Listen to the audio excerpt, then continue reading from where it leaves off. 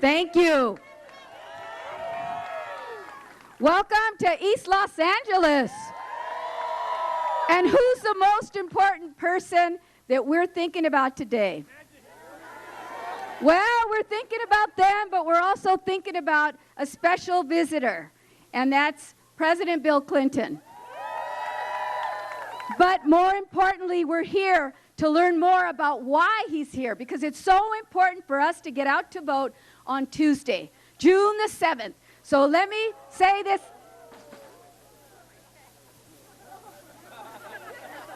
See, there you go. We need people to come out to vote on Tuesday, and we need to make sure that we have all of you, tíos, tías, abuelitos, everybody, madres, padres, coming out to vote. Tell your friends, because people know that this is the biggest game in town right now in California and Los Angeles County. And we know very well where Hillary Clinton stands. She is qualified. Who is going to be the next president of the United States? Hillary Rodham Clinton. And you know why? Because she's a doer, as President Clinton has reminded us. And I had the privilege of serving with her as a cabinet member. And let me tell you, when those hard decisions have to be made, she doesn't move. She will be there for us. She will have our best interest for East Los Angeles, for the people around the county and in the state and in the country. And she knows, number one, where Latinos stand. They need better education and training. We need more opportunity for a clean environment. We also need to protect a woman's right to choose. We also need to protect gender equity for everyone, for LGBTQ. And we also need to know that we have to honor the people from East Los Angeles who gave so much to defend our freedoms in the military. There's a large number of people that are there protecting our democracy. And nobody knows that better than Hillary Rodham Clinton. Are you with us? Are you going to vote on Tuesday? Are you going to tell your friends to come out? The polls open at 7 a.m. and they close at 8 p.m., all right? All right. So with that, it's my privilege to have one of the presidents who has actually done a lot, as you well know, coming out here constantly, never forgetting that we were always there with the Clintons. And he's here to remind us that he's counting on us again for Hillary Rodham Clinton, the president, Bill Clinton, visiting us here in East LA. Woo!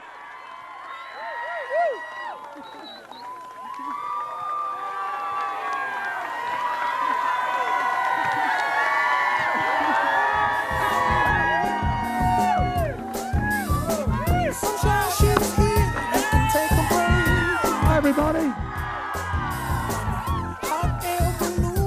Thank you. First of all, I feel I'm so glad to see you. Thank you for coming out on this beautiful sunny afternoon. Let's give former Secretary of Labor and your supervisor, Hilda Solis, a big hand.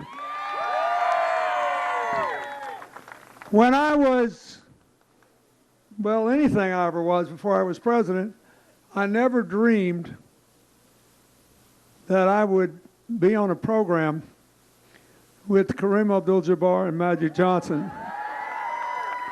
And if I ever had thought it, I thought I would be the warm-up act for them instead of the other way around. But I do want to thank them too for giving us a lot of thrills when they played basketball, but mostly for the lives they've lived and the integrity they've shown since they have left playing basketball, and their continuing concern for their country and for the young people of this country, and for giving other people the kinds of opportunities that they had in life. So let's give them a big hand. I'm very grateful to them. Look, has this been a crazy election or what?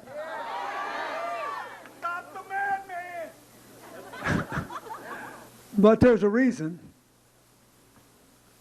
When President Obama gave his last State of the Union address, he said something that was really true. He said, We should be optimistic about the future. We're doing better than any other big economy on earth.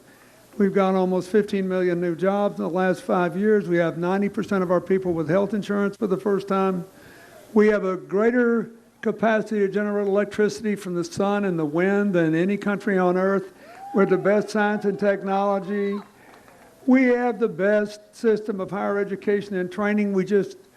If I can use Hillary's term, we've got to make it possible for every young American to graduate from college debt-free. And we have to make it possible for everybody who already has debt to pay it off in a way that allows them to get on with their lives. Either, if you do 2 years of community service and any other kind of public service job under her plan, you get $23,500 tax-free. Just throw it against the debt and get rid of it. If you owe a lot more, you can turn your college debt into a mortgage. That is, pay it off over 20 years, never more than 10% of your after-tax income. Think what that would mean. Everybody could move out of their parents' house. That's a big problem, right? If you had a job that you didn't really like very much and you wanted to take one over here that you loved more but it paid less, can't do that today, but you could if her plan passed, because everything you pay is tied to what you earn. If you wanted to open a small business in this neighborhood, if you got a college debt, you can't get any credit today, but you could if her plan passed, because if you opened the business, you didn't even make any money for a year or two, you wouldn't owe anything on the loan. This is the kind of thing we need to do. We need to say, look, we're in this together, we're going to grow together, we're going to rise together. We're going to have less inequality, more upward mobility, higher incomes. That's why it's important to have equal pay for women and paid leave and affordable child care. That's why it's important to pass comprehensive immigration reform and stop tearing all these families up, worrying about what's going to happen to them. That's why it's important to let a lot of these young people out of prison who've been sent for too long for nonviolent offenses and give them the education and training they need to get back into the mainstream life of this country. We've got to make a decision. If you think about what the Republicans have been saying, are we going to build a future with walls or bridges? Are we going to build a future where we're divided or where we're united? Do we believe our diversity is a strength or a weakness? It's a strength. That's what this whole thing's about. But all over the world, crazy things are happening because we've been 8 years in the aftermath of the worst crash since the Great Depression. And while we've gotten our jobs back, most people haven't gotten a pay raise yet. So people are fighting about this everywhere in the world. What should we do? Can we grow together again as we did when I had the honor of serving you? Or do we just have to fight over a little pie? Are our differences all that matter? Or do our differences make America a country that can matter more than any other because of our diversity? These are simple questions that will make all the difference. So all I can tell you is this. I have two great qualifications to be standing here. One is I had the job once. And I think she's got the best ideas to allow us to all rise together and live together and be citizens together. I think she's the only one who's ever gotten anything done which consistently received the support of Republicans as well as Democrats. That's really important today in Washington. And thirdly, I think she's the only person qualified to be commander-in-chief, to be diplomat-in-chief, to be bridge builder-in-chief, so that we can have the space we need to grow and lift the rest of the world away from all this destructive, divisive politics. If we fold up our tent and say we're going to go home and hide behind a wall and demonize our friends to the south in Mexico and Central America and demonize Muslims, then other people will follow that lead too, and we will be in the soup. One of the things I'm really proud of is that Hillary was the first and has been the most forthright person running for president to say our diversity is a strength, and we are in a big fight for what we ought to be like in the future. The main battlefield is over the social media. In the words of a retired commander of NATO on television the other day, we're not going to kill our way out of this argument. We have to argue our way out of it. We have to educate our way out of it. We have to lift our way out of it. And that's why I've been so proud of her when she says, we are nuts to be demonizing Muslim Americans who believe in freedom, don't believe in terror, and can help us to make the argument that an inclusive society is possible so that everybody's beliefs can be respected. That's what America is at its best, and that's another reason she ought to be elected.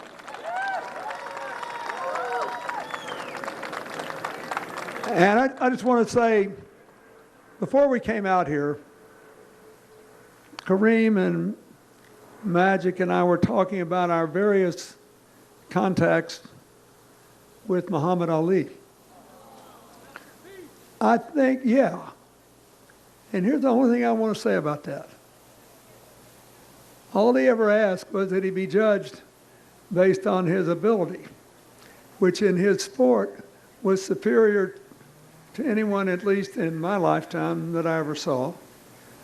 And when he adopted his faith, and when he said, my faith leads me to certain political convictions about war and peace, he was strong enough to accept the consequences of his decisions and ask only that other people do the same. You know, this is crazy, this world we're living in today, when we only want to be around people who agree with us, when people are demonizing for being different. This is the most interesting country in the world because we're different.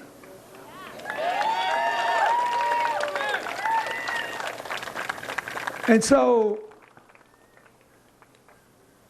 if I were 25 again, and I'd like to be, but that's kind of like Mr. Trump wanting to make America great again.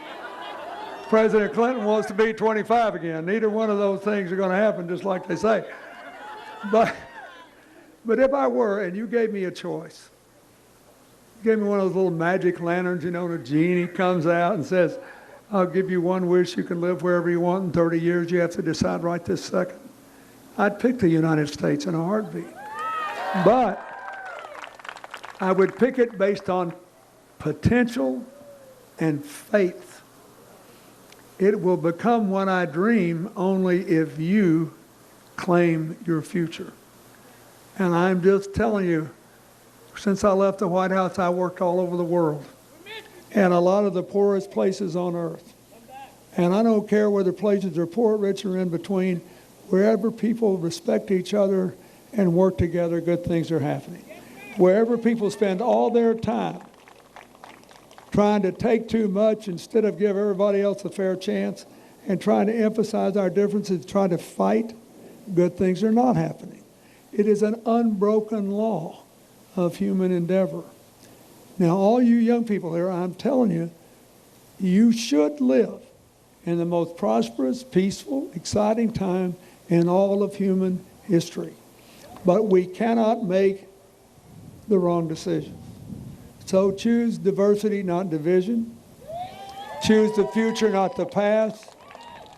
Choose bridges, not walls. And choose Hillary Tuesday and in November. Thank you.